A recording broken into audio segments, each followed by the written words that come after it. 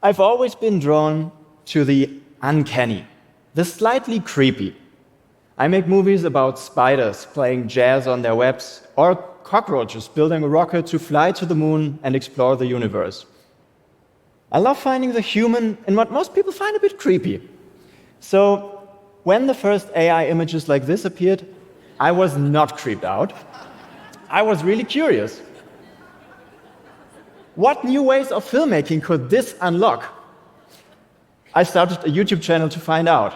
Some of my early experiments were a nature documentary generated using one of the earliest AI video models.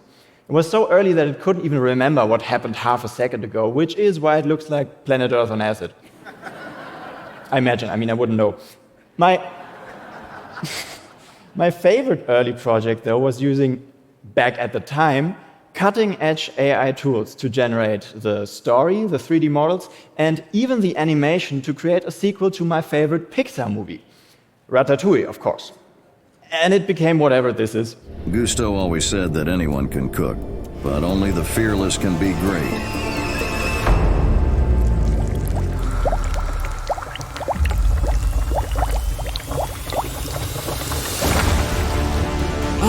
Help! Help me, Remy!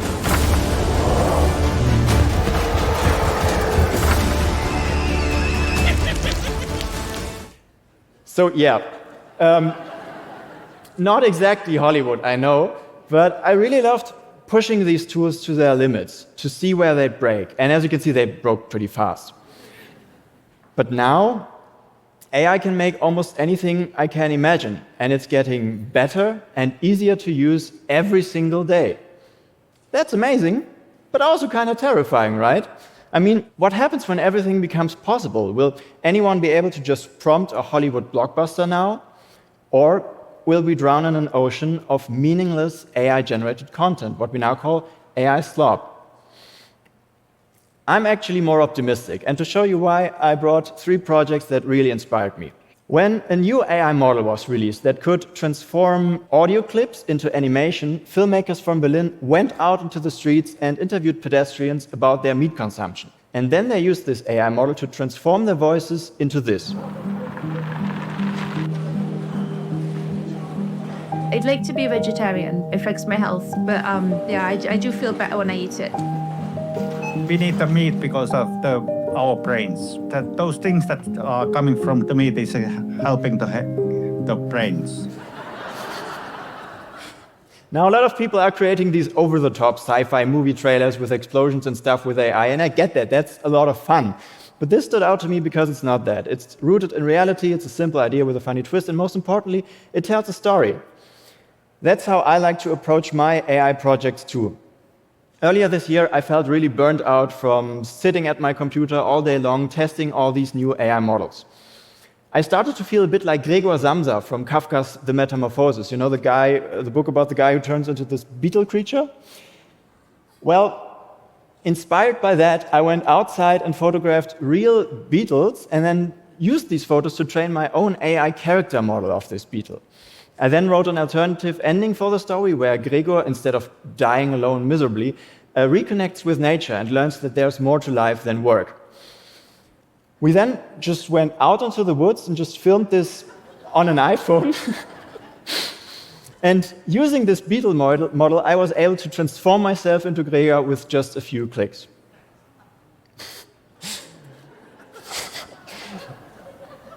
Meanwhile, people are now creating entire movies on their laptops. There's this growing community of filmmakers pushing the boundaries of AI, and to them, sharing how they made it matters as much as the final movie. And I think that openness is really cool. It really invites anyone to come in and join and start creating their own movies. So this is where we are right now. Soon, anyone will be able to tell any story without technical limitations. So what happens when everything becomes possible?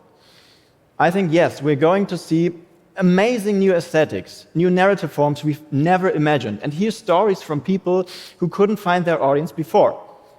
But we're also going to see, and we're already seeing, a lot more trash. Low-effort AI content to cut costs, deepfakes, misinformation, AI slop. But I think in that ocean of AI slop, Authenticity stands out more than ever. Originality stands out. I think effort stands out. Remember the Studio Ghibli trend when everyone turned themselves into these anime characters? It was everywhere online for a few weeks, then very quickly vanished because novelty creates hype, but gets boring fast.